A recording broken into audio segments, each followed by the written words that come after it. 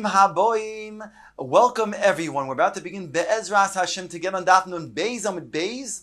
Starting with Daf Nun Beis Amud Aleph, 3 lines from the bottom. The Gemara brings another way of explaining the machlokes in our mission between the Chachamim, the Tanakama, and Rabbi Yehuda. Says the Gemara, Ravina Omar, Beplukto Dahani Tanoi. Their machlokes in our Mishnah is the machlokes in the following machlokes Tanoi. This Tan, it states, Oichlin is really a brisa. Oichlin betmorim, ashiyichle ha'achron shebetzuar. It says they may eat the tmorim, the dates, until they are finished, the last one, in the area of Tzoar. Tzoar is a place where they have many date trees. So that means to say, until there's not one date left, even in the city of Tzoar, where there are so many date trees, then you can still eat dates. Only after it has been completely diminished, then you have to mevar whatever dates you have left in your own house. And that would be the opinion of the Tanakama. Rabbi Shimon Gamliel Oimer, he says, top of Nun Beis Amud Beis, Oichlin al shel bein hakipin, vein oichlin al shel bein hachitzin.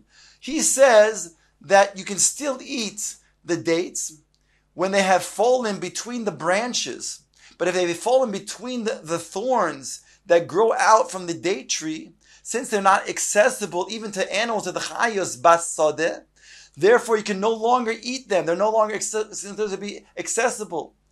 The Tanakama argues on that. The Tanakama doesn't make a distinction. He says, so long as you have some dates in the whole area of Yehuda, and even in the area of Tzoyar, where there's many date trees, then you can still eat dates. But Rabbi Shimon Gamliel, he is the sheet of Rabbi Yehuda. And he is saying, no. He's saying, if it's not accessible to the animals, then you don't have the ability to then access them. Memela, they're considered to be kolu, and therefore you have to mevar them. That's the stringent opinion of Rabbi Yehuda following Rabbi Shimon Gamliel. The Gemara now quotes the Mishnah in Shvi's Tnan Hasam. It states over there, Sholosh Artsois Lebir. There are 3 different areas in Eretz Yisrael in regards to then the halachos of being mevar, destroying the Peros Shvi'is. As follows, Yehuda, ve'ever hayarden ve'golil. Yehuda in the south, Ever HaYarden in the west, and the Galil, the north. These are 3 different areas that are distinct one to the next, and dependent on the area, if that area has then completely finished the fruit, the species of the Peiros HaShvis, then in that area you have to then destroy, you have to mevayer the Peiros Shvis. Even if the other area or the other areas still have that same species. As follows. Again, Sholosh Artzot Lebir, Yehuda ve'ever Hayarden ve'golil. V'sholosh Artzot is b'kol achas v'achas. And there are 3 different areas, geographical locations within each area that are within that area too. In other words, there's the valleys and there's the mountain areas. All of these areas within each of the 3 that we just mentioned, Yehuda, Ever HaYarden, and Galil. Ask the Mishnah, V'lama Amr Shalosh Artzot Lebir. If you just told me there are 3 areas within each area, so it comes out to be 9 areas. So why do you mention Shalosh Artzot Lebir, which are just 3, Yehuda, Ever HaYarden, and Galil, when there's an additional 3 of each one? Answers the Mishnah, Sheyu Oichlim B'kol Achas V'achas, Ad Sheyichla Achron Sheba. All of the fruits that have been completed in Yehuda, then you have to mevayer the Peiros HaShviz that still remain in your home in Yehuda. No matter where in Yehuda it might be, in the mountain area, in the valley, it doesn't make a difference. That area of Yehuda, only when it's completely depleted, well, you have to mevayer. And that will be, again, independent if they're still the same species in the Galil or in Ever Liyarden. Minohani Mili, asked the Gemara, from where do we know these words? Omar Rav Chama bar Ukva, Omar Rav Yosi bar Chanina, Omar Kra. The pasuk teaches us that when it's completely finished, it's kalu, it's completely diminished in that area, then you have to mevar it. As follows, the pasuk says, "Ulebehemtecha ulechaya asher be'artzecha." Now it puts together the behema and the chaya. Your behemos and your chaya and the chaya in your land. Teaching, Kozman shechaya oicheles min hasodeh, so long as the chaya, that the animal, the chayas, still can eat those peiros in the sodeh, you can go ahead and feed your domesticated animal in your house. But once it's no longer accessible, no longer is available, it's diminished completely from the chaya to eat in the sodeh, then you can no longer feed your domesticated animal in the bayis. It goes on to explain that we have a tradition that the chayos that are living in Yehuda, the area of Yehuda, they do not live based on the fruits that are in the Galil. That means if it once was completely diminished in Yehuda, then they're not going to go ahead and travel to the area of the Galil in order to get that fruit. And similarly the opposite way. And therefore it depends on their area. If the area in Yehuda is completely diminished and the Chaya can no longer eat those peiros in the Sodeh, then you can no longer feed your behem, your domesticated animal, in the bayis. The Gemara now brings a brisa regarding a person who takes fruit from the Shemitah from Eretz Yisrael, and he brings it to outside Eretz Yisrael. What is he to do during the time when it's now the Shas of Biur? That means the fruit that he took, let's say, from Yehuda, from Eretz Yisrael, and now he's now in Chutz La'aretz, but there's no longer any of that species in Yehuda. So therefore he's mechayiv to mevarit. What does he do? Says the Brisa, Ton Rabbanon, Pedro sheyatzu me'eretz Yisrael lechutz la'aretz. If he brought out fruits from Shemitah outside of Eretz Yisrael to chutz la'aretz, mizbarim b'kol makom shein. The Tanna Kama is mekil, and he says you can mevar those fruits wherever you are situated in chutz la'aretz. Rabbi Shimon and Elazar Omer yachzu lemekoymon v'izbaru. Rabbi Shimon and Elazar is machmir, and he says to go back to Yehuda to mevar those fruits. Mishum she'emat is be'artzecha. The pasuk states, says Rabbi Shimon ben Elazar, be'artzecha, in your land, and therefore you have to mevar them back in Eretz Yisrael. Ask the Gemara, ha'apikte, behold, he already used that drasha be'artzecha before, and therefore he can't use it again. So therefore, how can he go ahead and tell me be'artzecha is teaching me you have to go and return back to Eretz Yisrael to mevar it? Says the Gemara, Kari be be'aretz. Be'artzecha. The fact that it says be'artzecha teaches me you could have read it be'aretz. And now be'artzecha teaches me you can now darshan two things. And therefore, in addition to what we used it before to say, be'artzecha means the land of Yehuda is distinct to the land of the Galil, which is distinct to the Ever HaYarden. We have another drasha that says if you took it out to Chutz La'aretz, you must bring it back, says Rabbi Shimon Elazar, to Yehuda, wherever you took it from, let's say Yehuda, and mevar it there, because it's ba'artzecha. Instead of saying ba'art, it said ba'artzecha. And therefore we can then learn both things from those words, that word ba'artzecha. Inami, alternatively, me'asher ba'artzecha. The fact that it says in the pasuk, asher ba'artzecha, it could have just stated ba'artzecha. Why did the pasuk have to say the word asher ba'artzecha? The fact that it said the word asher, we can also darshan it to teach me if you took the fruit to Chutz La'aretz, you have to then go back to Eretz Yisrael in your land to then mevar. Says Gemara Vayter, Rav Safra nofach me'eretz Yisrael lechutz la'aretz. Rav Safra, this is a continuation of what we just said before. There's a mice that took place that Rav Safra, he took out fruits from Eretz Yisrael to Chutz La'aretz. Have bahadei gar b'dechamra deshvis. When he went outside from Eretz Yisrael to Chutz La'aretz, what did he have with him? He had wine of Shvis that was from Eretz Yisrael, Shemitah wine. And now he finds out that he has to mevar that Shemitah wine. What is he to do? Lavu behadei Rav Huna bereid Rav Ikav Rav Kahana. Rav Huna, the Rav Ika, and Rav Kahana were escorting. They were together with him. Omar Lahu, he said to them, Ika deshmiya le minei de Rav Abo, halach Rav Shimon ben Lazar oloi. Did one of you hear whether the halach is like Rav Shimon ben Lazar? To be machmer and have to return back to Eretz Yisrael to mevar, in this case, the wine? Omar le Rav Kahano, halchachi Omar Rabbi Abo. This is what the Rabbi Abo said. Halach Rav Shimon ben Lazar. He said lahachmir like Rav Shimon ben Lazar. You have to go back to Eretz Yisrael. That was Rav Kahana's understanding. Omar le Rav Huna bered Rav Iko hachi Omar Rabbi Abo. He had a different understanding of Rabbi Abo. Ein halachic Rav Shimon ben Lazar. The halach is not like him. You can mevar it in the place where you are situated in Chutz La'aretz and be mekil. Omar Rav Safra. Rav Safra says, so which one is correct? They both are saying in the name of Rabbi Abo different things. Is it to be machmir like Rabbi Shimon ben Lazar, or is it to be mekil? Says the Gemara, Omar Rav Safra nokud ha klala de Rav Huna biyadcha. Take that which Rav Huna said, the principle of Huna, in your hands. In other words, follow what he had said in the name of Rabbi Abo, and therefore you can be mekil.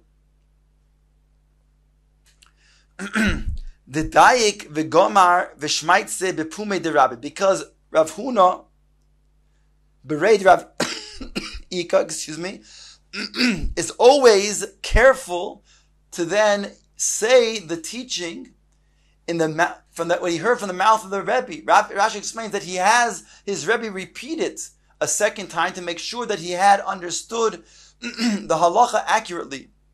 And therefore, if there's a dispute as what did Rabbi Abo say, then follow what Rav Huna had said in his name. Kerachva de Pumbedisa, just as Rachba of Pumbedisa, who also is medayik like his Rebbe. Dom Rachva Rabbi Yehuda. He said the name of Rabbi Yehuda and not Rav Yehuda. Har Habayis Stov Kaful Haya. The Har Habayis had a double rowed benches. Stav lifnim stav, row within a row. And therefore he said that halacha named Rabbi Yehuda as opposed to the name of Rav Yehuda. So just as Rachva was medayik, so too Rav Huna is also medayik to then be accurate, teaching the accurate teaching of his Rebbe.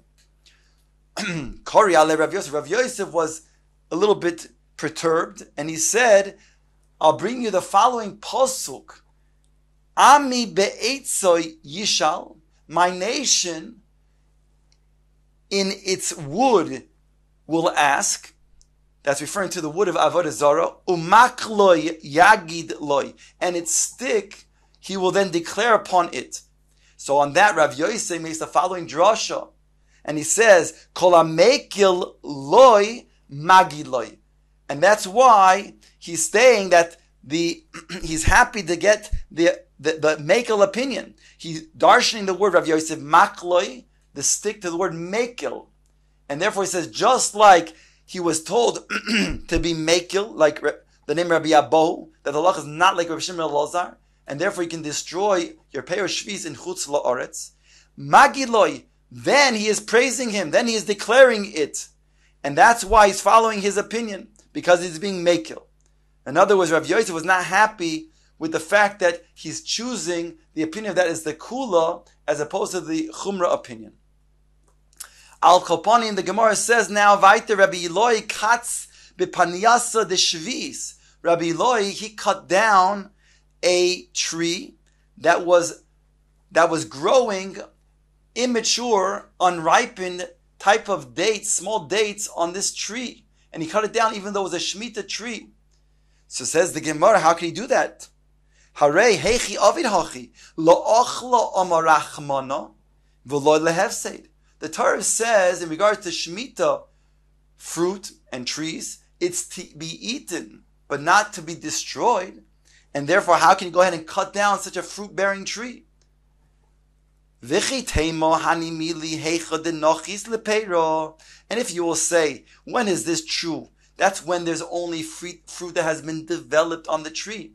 Then he cannot cut it down for Shemitah purposes. And therefore the drasha stands la'achav lahefseid. But if it hasn't yet developed fruit, like in this case, we're talking about small, undeveloped, unripened types of tamarim, of dates, that can't be. Rav Nachman Rabbi Rav Huna Hani Maschale the Orlo Asiri.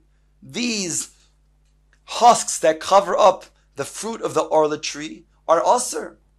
Since they become shoimrim, they're protecting the fruit. They're still considered to be like the fruit, and therefore they're off limits for the first 3 years of orla. The shoimer leperi amos hava, and when is there considered to be those things that are shoimer leperi? Kufri v'kakari luhuperi, when they are still undeveloped, and they're called still peri. So we see over here that even these undeveloped tamarim, these dates that are small and unripened, are also nechshav peros, and therefore, for regards to Shemitah purposes, you cannot cut down such a tree. So how could Rabbi Eloi do so? Rav Nachman says the Gemara, the Gemara wants to suggest that Rav Nachman, that just explained that when it's not yet a full-fledged peri, is still considered to be a peri, is like the opinion of Rabbi Yossi, unlike who argues on the opinion of the Rabbanan, who would say it's not yet a fruit. Rav Nachman, Rabbi Yossi, this nan Rabbi Yossi, oimer smadar osir b'mnei shu peri. Smadar is when just there is the falling off of the flower and just the beginning of the appearance of the fruit. That is already a peri. That's the opinion of Rabbi Yossi. Upliga Rabban ale, but the Rabban argue on that. So therefore, we can suggest at this point that the reason why Rabbi Eloi was able to cut down such a tree is because it was not yet a fruit tree. It was not yet, didn't have yet fruits, because it was undeveloped, and therefore only according to Rabbi Yossi would be a problem. But according to Rabban, it shouldn't be a problem. On that, the Gemara then challenged and said that's not so. Maskif l'Rav Shimi Meneherdo. Umi pligi Rabban alei Rabbi Yossi b'shar ilonos. Does the Chachamim argue on Rabbi Yossi in regards to other trees? V'hotnan, behold, it states in the following Mishnah. In other words, they won't argue on Rabbi Yossi in regards to tamarim. They're only going to be arguing on things like grapes, as follows. It says in the Mishnah, Me'e masai ein koitetzin ilonos. From when can you not cut down a fruit tree for Shemitah purposes? Bishvis. So there's a machlokes. Beishamai oimrim kol ha'ilonos mishayotzior. All of the fruits, when they start boring out their fruits. Ubeis Hillel oimrim hacharuvim mishayishrishu. He says, Beis Hillel says it depends. If it's going to be carob trees, when they begin making chains appear. V'hagafonim, when it comes to grapevines, top of Nun Gimel Amud Aleph, mi sheyegareu, when it has the size of a gerua, which the Gemara will shortly explain. V'hazezim, when it's a olive tree, mishyanetzu, when there is the nates falls off, which is doime to the hus that we described before. However, Beis Hillel goes on to say, ushar kol ha'ilonois mishayotziot. We agree with Beis Shammai that all other trees is when they start boring their fruits. V'omer Rav Asi, and Rav Asi stated, Hu boise hu gerua hu pula loven. That which it stated, gerua, in regards to the grapevine, he says that's boiser, and that's gerua, and that's pula loven. It's all the same thing. Pula loven, Salkadaita asked the Gemara, the white bean, hooray, we're talking about a grapevine. We're talking about the grapes. So how can you tell me it's the same thing as the pula loven? Says the Gemara, ela ema shiuroi ke pula loven. The size of gerua and boiser is pula loven, is the white bean. Now continues the Gemara to ask its question. Uman shamas leida omar boiser in smadar loi. And who is the one who holds over here in this Mishnah that the boiser is the beginning of the grapevine that will make it so that you cannot cut it off, but not smodar. In other words, this over here is already a later stage, but not smodar. Who is this? Rabbanon. This is the Rabbanon. Veketoni shar kol eilonos mishayotzio. And even the Rabbanon, they agree that all other trees, when the fruits begin they start bearing the fruits, that is the time when you can no longer cut the trees. So therefore we see over here, and including the tamarim, that even if it's undeveloped, they're small, unripened tamarim, you can no longer cut them off. So how could Rabbi Eloi cut them off? That's Rabbi Shimon min Herdah's question. Elo Rabbi Eloi b'denischani katz. Here we're talking about not tamarim that are just small and undeveloped, that will ultimately ripen. No, we're talking about these types of tamarim that will never ripen, and therefore it's not considered to be a fruit-bearing tree, whereby when Rabbi Eloi cut it down, it's mutter on shmita, on shvi'is.